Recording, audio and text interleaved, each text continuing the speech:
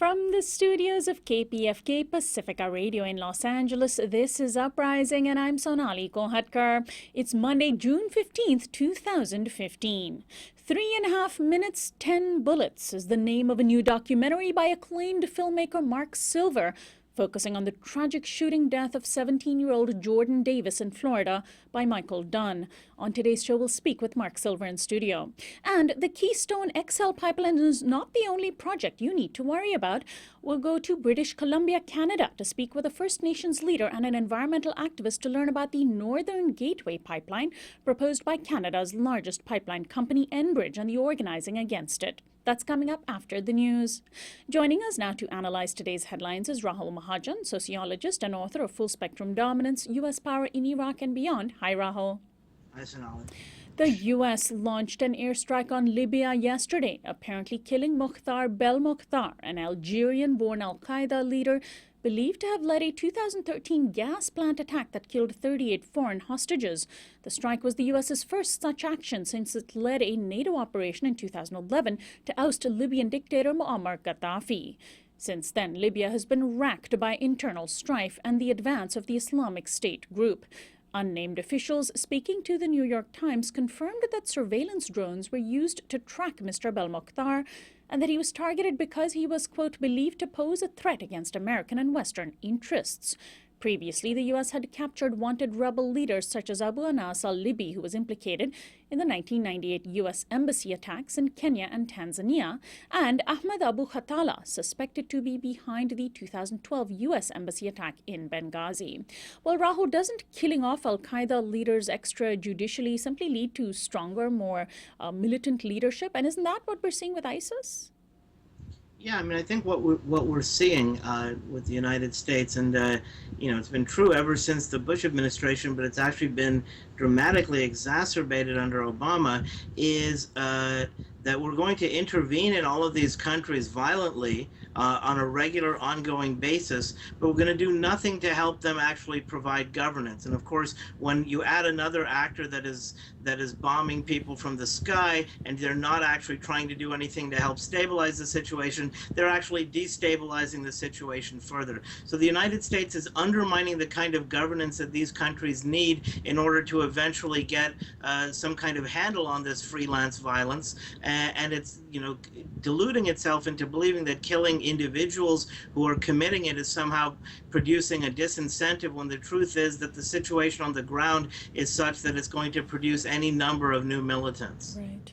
UN Secretary General Ban Ki-moon has launched peace talks on Yemen in Geneva today. Mr. Ban hopes to launch a 2-week ceasefire, drawing in Saudi Arabia into negotiations. He said, quote, "Today, Yemen's very existence hangs on the balance.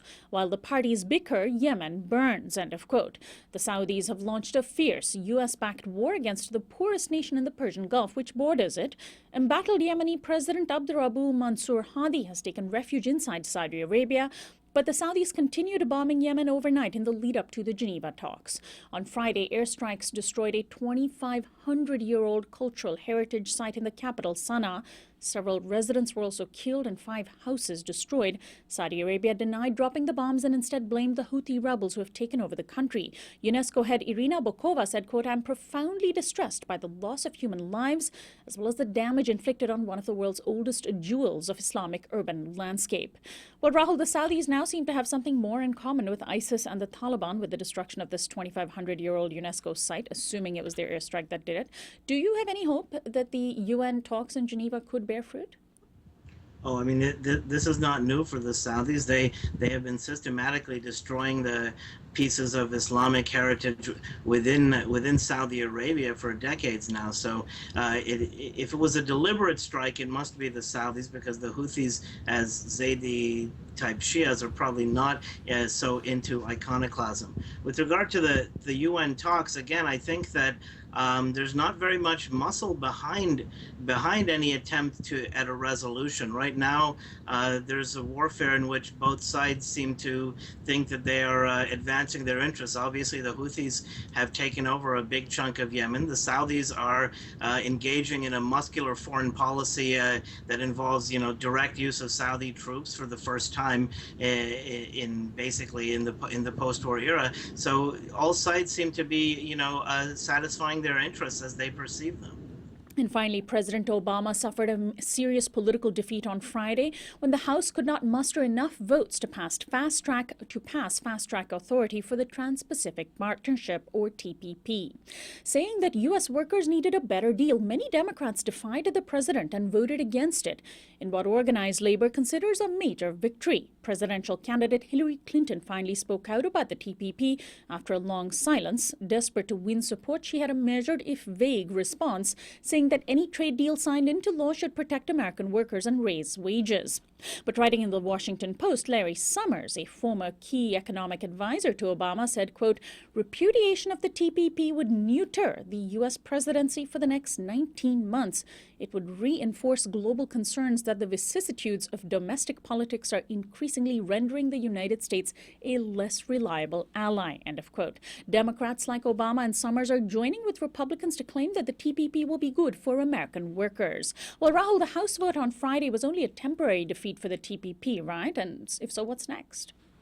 Well, it's hard to say. So right now, you see commentators saying, well, this is the end for the TPP, and you see people saying, well, it's just the preparation for the next step. It's very hard to know which way Obama would go, although I think that it's fair to say that the amount of political capital he's staked on the TPP means that he's probably not going to give up right away. He should really take a lesson, though, from Bill Clinton and the passage of NAFTA. I mean, it's not that the Democratic Party is some sort of great moral exemplar, but when a Democratic president is trying to pass major legislation against the massed opposition of his own party and depending on the support of Republicans, he needs to think at least twice, if not 10 times, about what he's doing.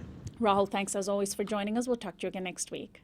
See you then. Rahul Mahajan is a sociologist and author of Full Spectrum Dominance, U.S. Power in Iraq and Beyond. This is Uprising. We'll be right back.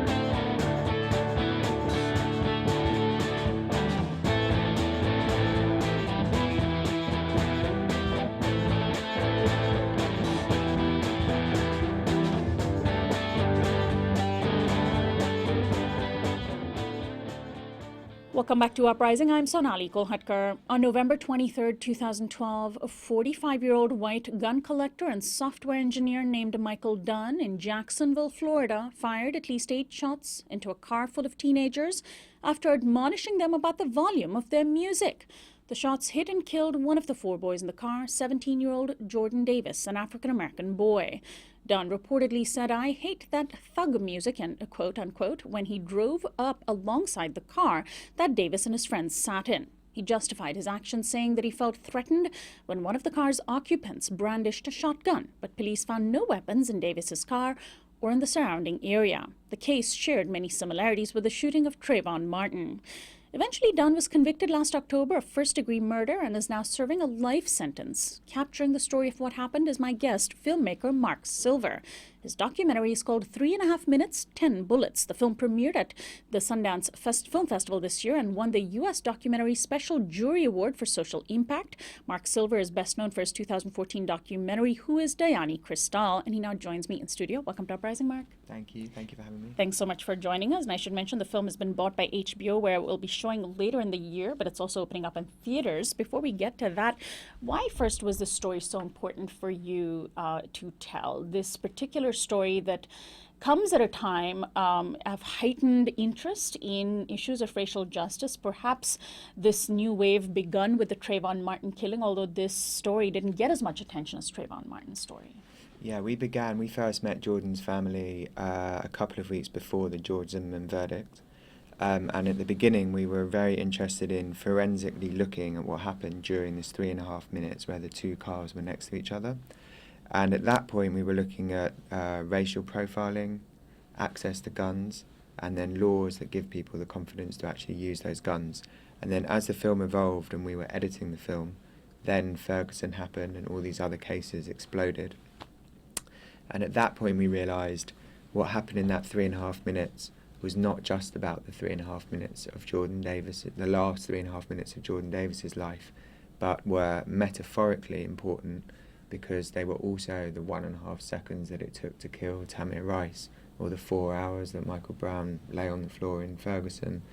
And that's when we realised the DNA of what happened to Jordan Davis in terms of why would a white man fear 4 black men was prevalent throughout all these other cases.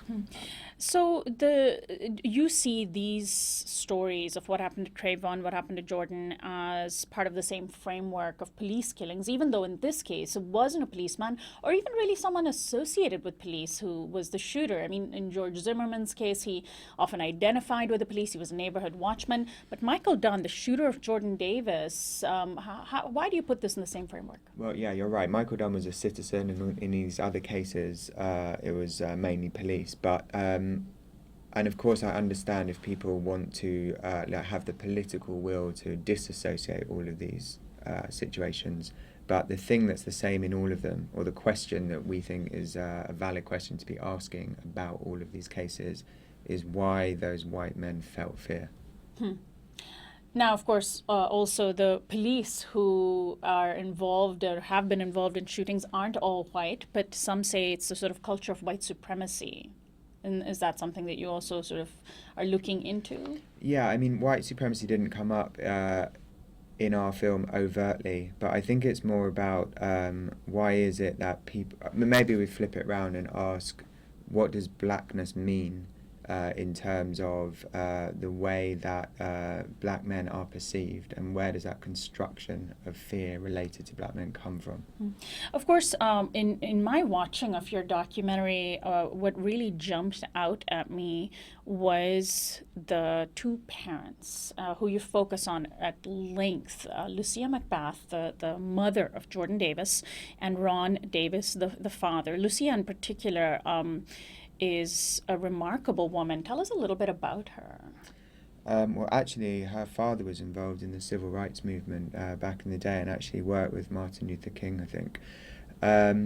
But what's extraordinary, I think, about the parents is that, firstly, they were divorced when Jordan was about 3 years old. So through the murder of Jordan, they've had to, come back together and, if you like, continue to parent their son, even though he's not looking with them justice, anymore. Absolutely looking for justice. And unlike many other cases, they were very fortunate that they did find justice. And I think the other thing that's amazing is that, they weren't politically active people before this happened. And because of what happened to Jordan, this thing inside them, is now out there in the world, and they're fighting for not just justice for Jordan, but again, like understanding the connections between all these other cases. And there's a scene in the film where Trayvon's dad speaks to Jordan's dad, and as Ron puts it, welcomes him to a club that no parent wants to be in. And now Ron himself is going to these other families and in turn welcoming them into a club that, of course, no parent ever wants to be in. Yeah, I spoke with Lucia McBath on our show Uprising in 2013. This was when the trial of Michael Dunn was still in progress. And I want to play an excerpt of this interview that I did with her, where I asked her about how she's coping. How has your family been faring through this entire process? I cannot even begin to imagine your grief. It's very, very. Of course, it's very difficult. I say all the time. It doesn't get easier. It just becomes a little bit more bearable. Every time that we're able to talk about Jordan, every time we're able to share to others who he was as an individual and what he meant to us, it just makes it a little bit easier. The work that we're doing now, the advocacy.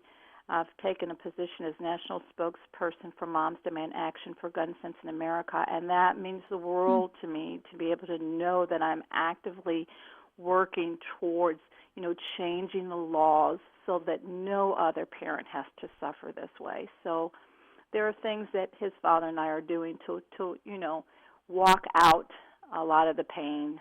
But, of course, we have our good days and bad days.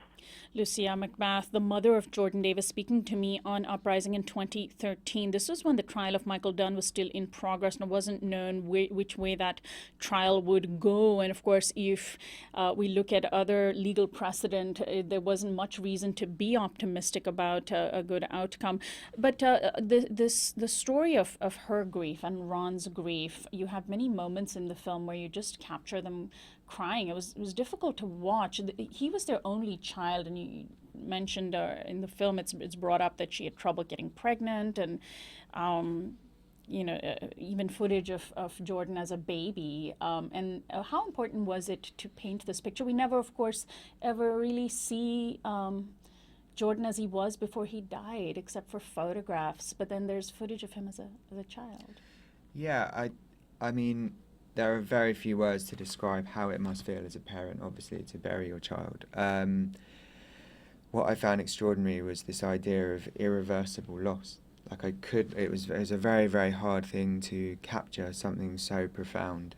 And I had, so much respect for Jordan's parents, for them to allow us to be so intimate with them and follow them through the horror of having to sit through this trial. So we were with them, as they were getting ready in the morning to go to court. We spent all day with them in court, and then we would come home with them in the evening. And not only would they have to go through the day in court, but then in a very strange way, they would then have to watch the news, that morning or that evening, and then see themselves suffering in court, daily, day in and day out, watching themselves on the news. And, I thought it was very important that the film was not just about the trial, but it's really about the impact that this has on families. And, I must say also that it wasn't just, Jordan's family who were affected by this. This is a tragedy for both families involved. The shooter's family, Michael Dunn's family, have also been totally destroyed. And his fiancée at the time is now no longer with him. He's obviously spending the rest of his life in prison. And I think it's very important to look at all of these cases. And there are lessons to be learned on both sides about maybe taking a minute to really think about whether you need to use that weapon. Yeah. So let's talk about that other person who makes quite an appearance in the film, and that's, of course, the shooter himself. And what was interesting about, perhaps for you, quite fortunate as a filmmaker, that Michael Dunn sort of laid it all out there. There's a lot of available footage of him just kind of bearing his soul and allowing us a peek into what he might have been feeling about himself. I think the most bizarre moment of the film, he compared himself to a rape victim who is blamed for being raped. He was so confident that he would be exonerated. Yeah, often in the screenings that we've had of the film, you can hear a gasp from the audience at that point. He was an extraordinary character, and there were times in the edit where me and the editor were really trying to work out whether he was consciously lying about the fact that he saw a gun, or whether he truly believed that he saw a gun. Yeah. And the way that he speaks, we didn't manage to do an interview directly with him. He didn't want to be in the film, and nor did his family. But we managed to get access to the initial police interview that was done with him, which was about 24 hours after the shooting, where he talks through what happened to him. And as you said, he was so confident that he was very surprised that the police were even interviewing him, because in his eyes the whole thing was just very simply self-defense. and he was shocked that the police couldn't find a gun. And at times, actually, I felt like I was in, you talk about layers and metaphors when you're filmmaking, and at points I thought there was a fascinating moment in the trial where the defence lawyer was criticising the police for not looking for a gun. And the irony is that Michael Dunn never reported the incident for about 20... He didn't report it, and the police found him 24 hours after the shooting. He fled. He went into hiding in a hotel. Yeah, I mean, he would say he didn't flee, but clearly, most human beings would have called the police and at when the you very least said, fire a gun into a car. Absolutely, and if he truly believed that those boys had a gun, you'd think he would have called the police to say, there are some boys out there in a car with a gun, you should really go down there and sort this out. Right. At the very least, you would have thought he would have said that. Anyway, the point that we got very caught up in was it almost felt like this metaphor for, it was almost like the comedy of weapons of mass destruction. Like, the police were being criticised for looking for these weapons that they didn't even know existed because Michael Dunn hadn't actually reported the crime that there was a weapon out there in the first place. Yeah. And but the defence lawyer was so incredible at being able to, all he had to do was sow enough reasonable doubt in the jury's mind. And, thankfully, yes, the second trial led to Michael Dunn being convicted, but it was absolutely amazing that it even took 2 trials, and that the legal system is set up in a way that that defence lawyer was capable of sowing enough reasonable doubt in the first trial. And we should bring up this issue of the stand your ground laws that were initially invoked to defend or to basically justify Michael Dunn's shootings, and basically this new paradigm that's been created through these laws, where if you feel like you're in danger and if you have a weapon, you now do not have to retreat. You can actually just simply stand and shoot your way into what you feel is safety for you. Yeah, and again, there's a moment in the film where there's another witness who was in the gas station, and he pulled up next to the boys, heard the loud music, and in his words, didn't want to deal with that loud music, and he just reversed and parked a couple of spaces further along. So, in that moment, he realised that he wanted to retreat from this loud music. And that's all that Michael Dunn needed to do. Yeah. Like, that is just very simply all he needed to do. And instead, he's now in prison for the rest of his life. Jordan's life is over. Ron and Lucy's lives are inadvertently changed for the rest of their lives. And Michael Dunn's fiancée is no longer his fiancée. Through just 3.5 minutes of time. Purely because of that connection you made to that there is no need anymore within the law for this duty to retreat. Did he in the end formally use that defense, or did he all back away from it? Yeah, that's interesting. It's very complex, the self-defense laws, and actually it took about an hour for the judge to read the self-defense laws to the jury, and it's some pretty complicated law there. But actually, in this particular case, stand your ground wasn't initially invoked, like the lawyer didn't go for that as a form of defence, but stand your ground is written within the self-defence laws, so in a way he didn't have to. So it's just sort of implicated there. Yeah. This incident, like the Trayvon Martin shooting, took place in Florida as well. And within Florida, it was big news. It was on the news every night. It wasn't as big news nationally as it ought to have been, or as even the Trayvon Martin shooting was. But how did it, the fact that, George Zimmerman got off, Michael Dunn did not. Does that have an impact? Did that have, you think, a ripple effect? Because, of course, when there isn't accountability in the justice system, there are many more George Zimmermans and Michael Dunns who feel that all they have to do when they get upset at somebody is pull out their gun and shoot, and they will be let off. Yeah, I mean, I like to think that it would have an effect. And actually, whilst making the film, I thought, this isn't just a film for people who want to see gun control issues or anti-racism, etc., etc. This is actually a film for people who do believe in stand your ground and do believe in the duty not to retreat, because Michael Dunn's story is a lesson to them that I'm sure they also don't want to spend the rest of their life in prison for making a mistake. Gun owners don't want that kind of thing. We actually spoke to some NRA members who said, we're not into stand your ground, we're not into stand your ground being part of the self-defense thing, because inadvertently we might actually end up in prison. So I think it's a warning to gun users as well.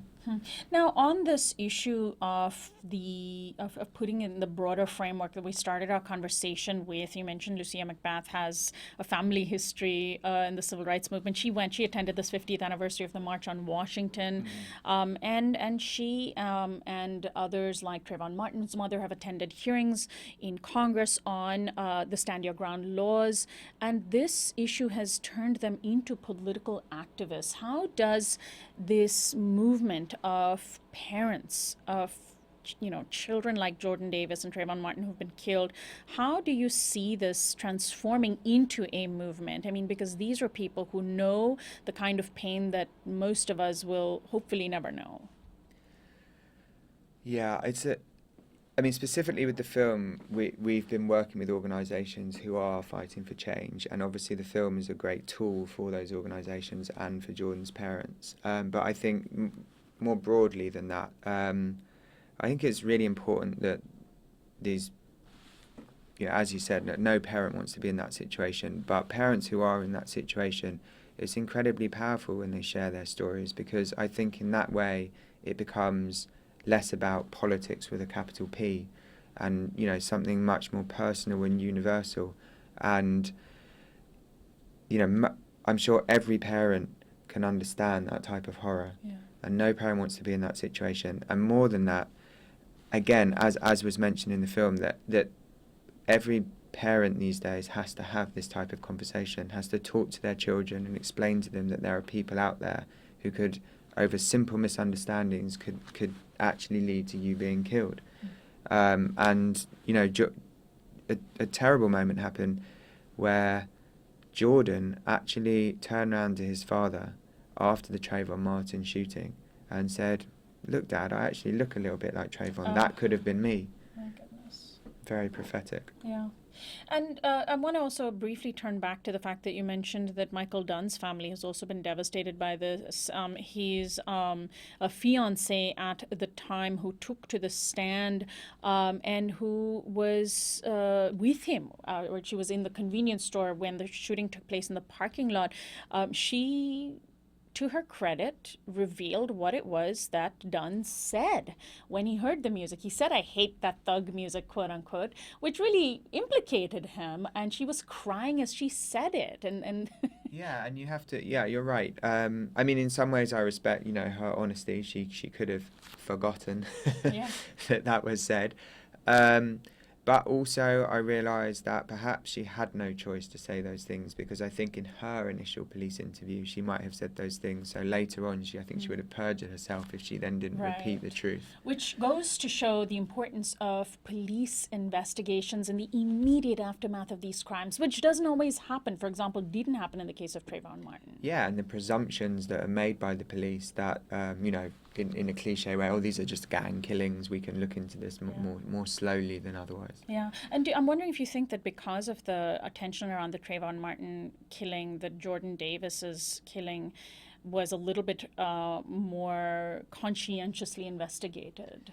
Yeah, I certainly think so, and also the prosecuting team was the same. They're the same team. Angela Corrie was the same prosecutor. So yeah, I think there was an extraordinary amount of pressure on that team to get this one right, because it was perceived, obviously, that they didn't get the Trayvon case right. Which also is a testament to not just media coverage of these issues, but activism and the kind of work that organizers do on the ground around these issues. The Black Lives Matter movement, having really forced this issue into the public discourse, and films like yours. Yeah, and I like to think, this could be a fantasy, but I like to think that because Ferguson happened in between these two trials, that perhaps the second jury, had been enlightened somewhat by what happened in Ferguson and realised that Black lives do matter. Yeah. And it is very important to understand the difference between the perception of fear and actual fear. Yeah. And so there's a cultural shift that needs to happen. And I'd like to end, Marc Silver, with a personal question. You're not American, you're not black, you're white. What has personally motivated you to do a film like this? And also through this film and the journey that it's taken you on, what sort of questions have you asked yourself? I mean, I've always been doing work related to inequality and human rights related issues in most of the films that I've made, and I think there are, of course, I come from a different country, so I do have perhaps like the luxury of maybe like a wider perspective on issues inside America, or an external perspective. It gives me like more of a bird's eye view maybe. But at the same time, I think there's so much universality in all of these things. Inequality, you know, it manifests itself in so many different ways around the world, and you know, racism and the kind of construction of how the other is perceived, you know, is prevalent all through the world. And your documentary is, some people have described your style of filmmaking as very polished and unlike the kind of handheld camera feel that some documentaries have turned into. Any comments on the sort of style that you approach it with? Yeah, I mean, there's a point where I realised that these types of films and these types of stories, to my mind, if I'm going to make them, I want to make them as cinematic as possible. Because I think there is just as much drama, you know, in real life, in documentary, than there is in fiction. And why shouldn't these films look, you know, aesthetically strong? I think that's a great thing for an audience. I think it's easier for them to have empathy and understand issues when they're presented to them like with strong aesthetic appeal. So tell us where people can catch the film. It's called 3.5 Minutes, 10 Bullets. It's about the Jordan Davis story. It will be out on HBO later this year. When exactly on HBO? The end of November on HBO, and in the cinemas. I think it opens in New York on Friday, and then subsequently during July it's in various other cities around the States. And is there a website people can go to? It's takepart.com/minutes. Takepart.com/minutes, and we will post that to our website, uprisingwithsonali.com, later today. HBO members can get it at the end of November on HBO directly. Marc, thank you so much for joining us. Thank you. Congratulations on the documentary. Thank you for having me. My guest, Marc Silver, is the director of 3.5 Minutes, 10 Bullets. This is Uprising. We'll be right back after this break.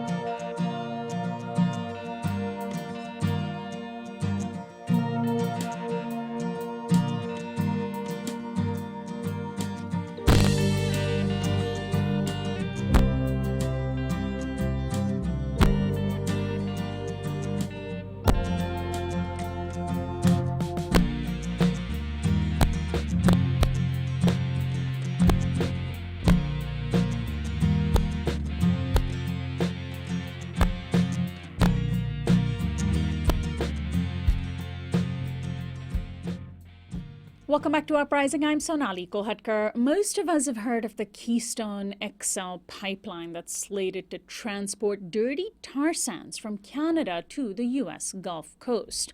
The activism against the approval of that pipeline has been huge, but there are other lesser-known, equally important tar sands pipelines. The largest Canadian pipeline company, Enbridge, is planning a number of controversial projects. Among them is the Northern Gateway Pipeline, against which a spirited and unified coalition has formed in Canada. Reuters reports that, quote, Enbridge has taken steps to woo opponents to Northern Gateway, offering Aboriginal communities along the route $1 billion Canadian in long-term benefits, including a 10% equity stake, jobs and contract opportunities. But nearly half of the 45 affected communities have rejected the offer.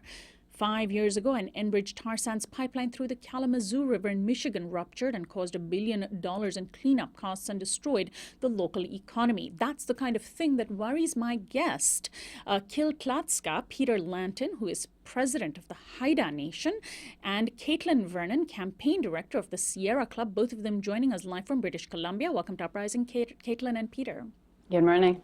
Good morning. Thanks for joining us. Well, Caitlin, let me start with you. Enbridge is a competitor of TransCanada, the company behind the Keystone Pipeline. TransCanada, much better known in the U.S. because of Keystone.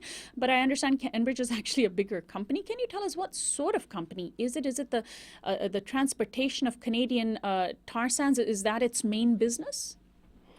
Yeah, Enbridge is a pipeline company, both tar sands oil that they want to transport as well as natural gas. The proposed Northern Gateway project would build a pipeline from the Alberta tar sands across northern British Columbia, crossing hundreds of salmon streams, and then bring oil tankers to the Great Bear Rainforest on BC's north coast.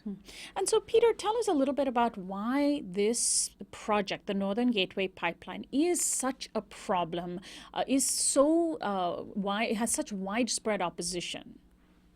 Well, I think to give someone, the listeners out there, an idea of where we're located, we're 40 nautical miles south of the border of Alaska. So we're a little isolated island off the coast of Canada, but Exxon is not too far away from the Haida Nation here. So the threat of an oil spill and the proposition of bringing raw bitumen through our territory is not a hypothetical fear here in Haida Gwaii. It's actually based on reality, that we've seen north of us 25 years ago. So that's really what what's the biggest fear around the Haida Nation and the islands of Haida Gwaii is. What we've seen up in Alaska with Exxon. So the pipeline route would pass through the islands or under them. Can you explain exactly how and where it would impact, Peter? Yeah, well, it's both sides. I mean, right now there is a corridor on both the north and the south end of our island. So right now there is existing tanker traffic that's not necessarily carrying this tar sands oil. But there is, a lot of tanker traffic that's already going through our territory.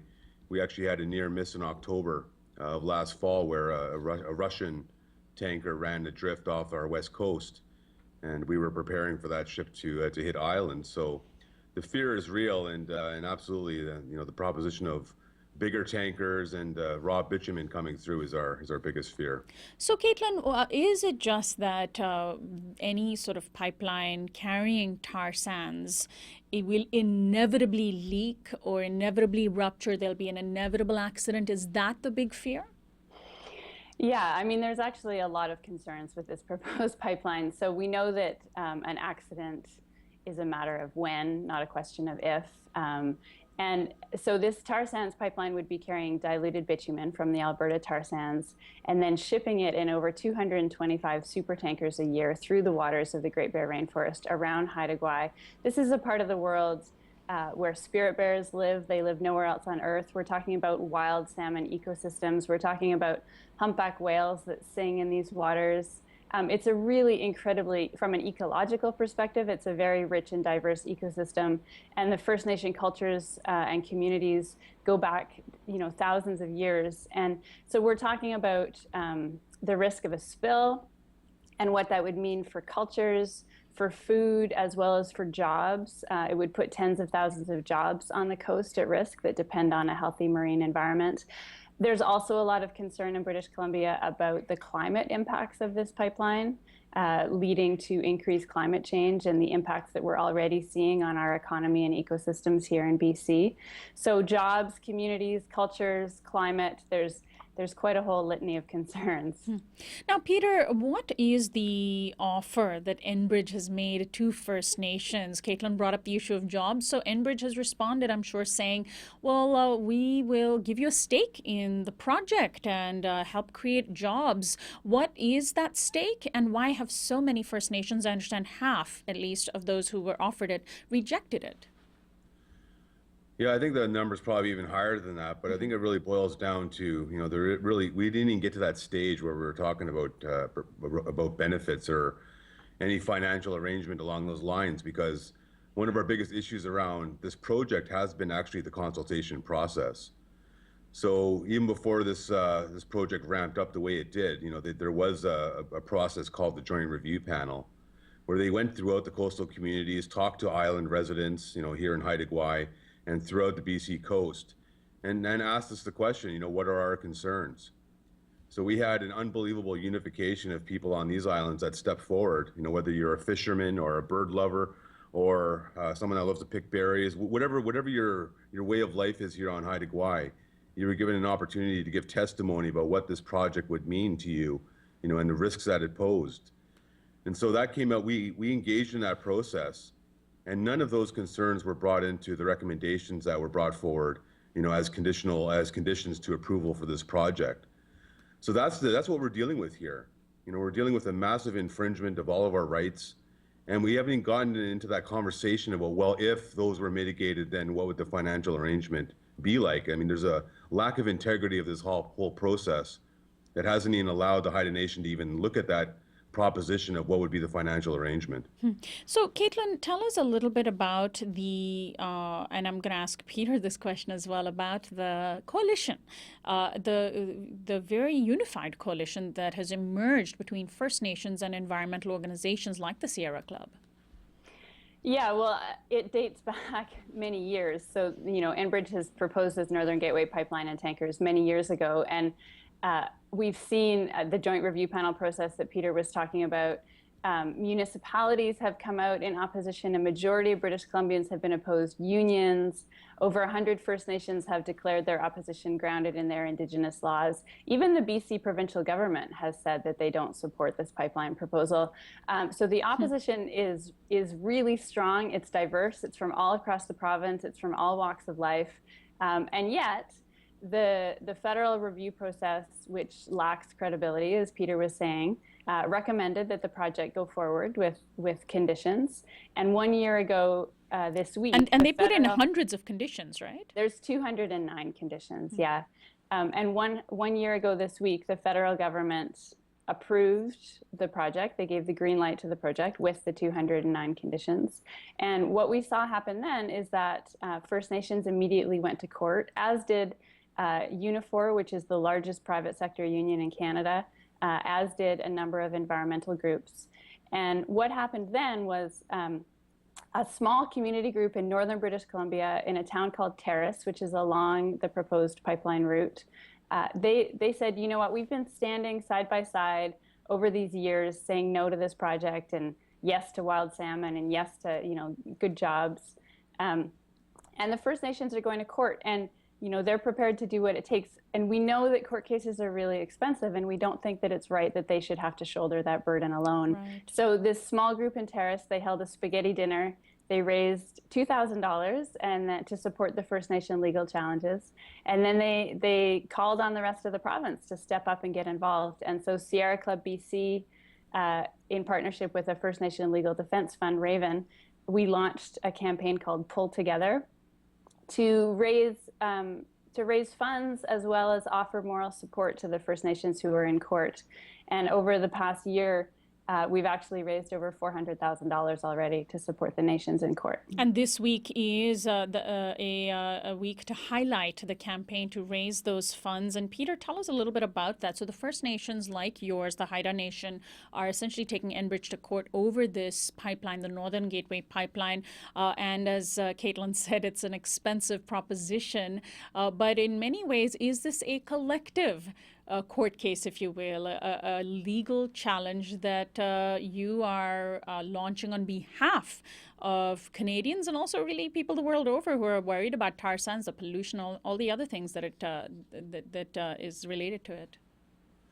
Well, I think that's the beauty of this campaign, is that when we set out on this journey to fight back against Northern Gateway, and our fight goes back to 2006 when it started. But when we launched it, there wasn't any intent that this was going to be a large collaborative event. We have our own mandate here in the Haida Nation to challenge these things, and we set out to do so. But that's the beauty of what we're seeing here, is there is large collaboration and almost unprecedented unification happening in British Columbia, not just amongst First Nations, but amongst all the groups that Caitlin laid out. So it's empowering. And a lot of the times when you're going up against these big corporate giants like Enbridge, it feels a little bit daunting, being a small First Nations community off the coast of Canada. But when you look at who's rallied together, you get empowered, because standing alone, it's going to be a difficult legal challenge. But when you look at the collaboration that's happened under Pull Together, you feel like it's not this hopeless cause, that maybe it felt out the gates. It actually feels like we do have a strong leg to stand on here, and the more support we're getting through Pull Together just empowers us that much more to keep going, because we know this fight, isn't going to be over anytime soon. So we're really, getting prepared for a longer battle here, but it's really empowering to have the company we've had that is not just British Columbia, but we're actually seeing nationally here in Canada. Yeah, and that's pull-together.ca. Caitlin, can you link this particular pipeline project in Northern Gateway to the broader issue of fossil fuel companies? Not very far away, of course, is the as Peter was saying, Exxon's operations as the Arctic drilling actress and activist Jane Fonda made news this weekend for taking a strong stand against Arctic drilling. She said she's been inspired by Naomi Klein's book, This Changes Everything, and she's eager to risk arrest over the issue, not just of tar sands pipelines like Northern Gateway, but broadly speaking, the fossil fuel industry. Yeah, we look at the Enbridge Northern Gateway pipeline and tanker proposal from the perspective, first of all, of what it means in the backyards of British Columbians and the First Nations along the route, and what an oil spill would mean to these places that we love so dearly and that we depend on for our work and our livelihoods and our culture. And we also have to consider this proposal from the perspective of global climate change, and in the context of all of the other proposals as well, both the Kinder Morgan pipeline and tankers proposal to southern BC, the Energy East one now out to eastern Canada, Keystone XL, as well as all of the issues with fracking and LNG. So the climate science is very clear that if we want a hope of staying within 2 degrees warming, we need to keep vast amounts of fossil fuels in the ground. And that means not building additional fossil fuel infrastructure like the Enbridge Northern Gateway pipeline. And so, Peter, I'd like to get your comments on the same issue as well, because we have here in the United States, of course, many Indigenous communities on the front lines of environmental movements as well against climate change. And are you making links, broadly speaking? In fact, around the world, Indigenous groups and tribes and communities have taken on the fight against climate change. Even down in the Amazon region, in Latin America, we see these kinds of actions as well. And do you see the work that the Haida Nation and other First Nations in Canada are doing within this global framework? Well, we do, and I think we have been getting out there to talk to other Indigenous communities. I was in Australia this past fall talking to some of the Indigenous about their struggles, and one of the most common threads that I see internationally is that this isn't an anti-energy stand. When you look at the history of the Haida Nation, we have a storied history here in standing up against clear-cut logging. It was kind of the same argument back then. It's not an anti-logging stand. Like, we understand the economic realities, and the economic dependence that people have on these industries, but it's all about how you go about doing it. So we took a stand against clear-cut logging in the 80s. This is the same thing. It's not anti-energy. We understand the need for energy, and for here, living where we are, we have an abundance of wind. We have a lot of renewable opportunities and options here.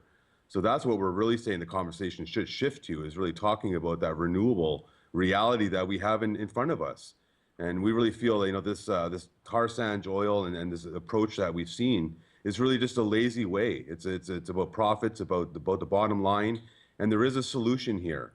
And I think that's what we're trying to create here, is that conversation to say, you can't just say, oh, well, put your cell phone away, you're a hypocrite. It's really about taking more responsibility.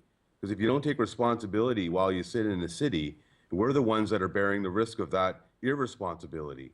So that's really the conversation I see happening, not just in Indigenous communities, but throughout the province of British Columbia. It's just about how you produce that energy and its impact on the environment. And Caitlin, some have called these forms of energy extreme energy. I'm wondering also if you can discuss how the federal government and Prime Minister Stephen Harper has responded or not to this particular pipeline. What can he do at this moment? What is the political discussion, broadly speaking, on this particular project? Yeah, well, first, linking the politics to the issue of climate change, the federal review process that looked into whether or not this pipeline would be in the national interest didn't allow any of us to talk about climate issues that might be related to the pipeline. And really, when we think about what's in the national interest, we need to be thinking about climate change and what that means. The impacts are already being felt in BC communities with shellfish dying and job losses and wildfires, et cetera. So the whole premise of the review didn't even allow us to talk about that, which is a problem. So this federal government has been pushing this pipeline quite hard, committed to finding markets for tar sands oil. That's what they say. And yet, I think what we're seeing is a growing movement opposing that. So, like I said, the BC government is opposed. Recently, Alberta, the home of the tar sands, just elected a new premier who, on the campaign trail, she acknowledged that there's a wall of opposition facing Enbridge in BC and said that she wouldn't be fighting for this project. So I think that, despite the federal government continuing to be pushing hard for this, it does feel like the politics are shifting. And Peter, going back to the court case that you're raising money for, the legal challenges, and is that essentially the front line for, is that the main way in which opposition can push back now? Because often in our activist movements, people play defense. The company comes in and folks try to stop it. But is this a means of going on the offensive, legally simply saying to Enbridge, we're not going to allow you? And if so, is it the sovereignty of the First Nations, the legal sovereignty that you enjoy, that enables you to launch this court case? Well, it absolutely is. I mean, the legal option that we have here in the Haida Nation, and I think for First Nations in BC in general, has been successful for us, because there is, the wild, wild west is what they call it in British Columbia, unceded territories. There's been no treaty signed. There's been no extinguishment of our territories, especially here on Haida Gwaii. So, our ability to exercise that and go to court to stand up and fight for those rights, has proven successful in the past, and we believe will be successful going forward. Because the biggest arguments that we have here in Haida Gwaii is that we've actually signed agreements with the government of Canada to protect, specific areas of our island. So right now, 52% of our island is protected. That's under agreement with the federal government of Canada. So by them, Stephen Harper and this government going forward with the approach that they've had, they've really infringed on us. The same agreements that they've signed with us, they're putting in jeopardy. It's a mind-boggling scenario where they sign agreements to protect Haida Gwaii, and then at the same time ram a pipeline and tankers through our territory. It's just a ridiculous notion that has to be brought to court. And what exactly is at stake? You've mentioned the wild salmon, but can you specifically tell us, not just in terms of the livelihoods of folks, but also wildlife, many species. We hear routinely of study after study, it seems every other month, discussing the extinction of species. One single major spill could be all it takes to wipe out a sensitive species that's struggling to simply be around for another generation. Peter. Well, they refer to Haida Gwaii as the Galapagos of the North. I mean, that's just how unique of an environment it is here on Haida Gwaii. So that's what's at stake. Where we have an international reputation that's based on just the uniqueness of where we're located, and this little slice of heaven, just off the coast of North America, that is really dependent on a really thriving tourism business and industry. So all that is at stake. I mean, we've had to contemplate what would an oil spill mean.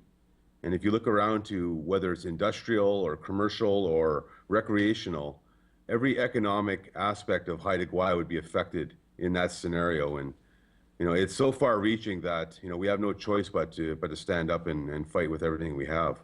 And Caitlin, can you make the links for our U.S. audience? I mean, I've mentioned the Keystone XL Pipeline that has faced huge opposition, and whose approval was really successfully, at least for now, put off by people who've entered into coalitions and who've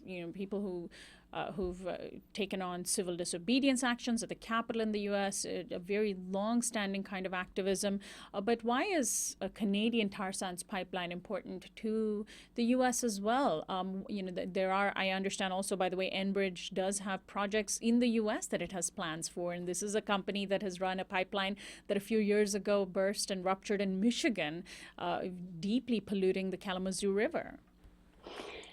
Yeah, this is a company with a credibility problem. They actually did a promotional video where they erased a whole bunch of islands on the coast to try to make the tanker route look more safe, which is frankly kind of ridiculous. There's lots of reasons why your listeners in the United States might be concerned about this. One really direct link is that some of the proposed supertankers would actually come to California. So some of them would go to some of them would go to Asia, and some would travel down the coast to refineries in California. So there's one direct link. Another link would be the climate impacts, which obviously affect all of us wherever we live. And then just, your question about wildlife, these supertankers would go through the Great Bear Rainforest and around the waters of Haida Gwaii. And this is a global treasure. This is a really rich ecological part of the world. And it's a place where many of us might hope to one day visit, to see the sea otters, to see the humpback whales, to see the spirit bears that live nowhere else on Earth. It's a really special place, and it's kind of a gift to the world that it's the world's largest remaining intact coastal temperate rainforest. Forests play a really big role in climate change by sequestering carbon out of the atmosphere. Really rich eelgrass beds, salt marshes, which also play a role in mitigating climate change and are really important for salmon. So ecologically, it's an astounding place, and there are opportunities to come and visit it. So I think for your listeners to know that it's there, and to maybe one day have the chance to come and see a spirit bear, and really to be standing in support with these First Nations who are asserting their rights and title, and they've been governing these lands sustainably for thousands of years. So well, I encourage our listeners to look up what a spirit bear looks like. It's really quite special. I want to thank the two of you so much for joining us today, and best of luck to you in your struggle. Thank you. My guest, Caitlin Vernon, is the campaign director of Sierra Club BC, and Peter Lanton Kiltlatska, president of the Haida Gwaii Nation. You can find out more at pool-together.ca. This is Uprising. Anna Buss is our assistant producer and our technical director. Christian Beck is our production coordinator. Federico Garcia is our audio engineer. Annie Mendoza is our social media coordinator. Subscribe to our YouTube channel at youtube.com/Uprising with Sonali. Our website is uprisingwithsonali.com. Our theme music is by Quetzal. I'm Sonali Kohatkar, host and executive producer of Uprising. I'll see you next time.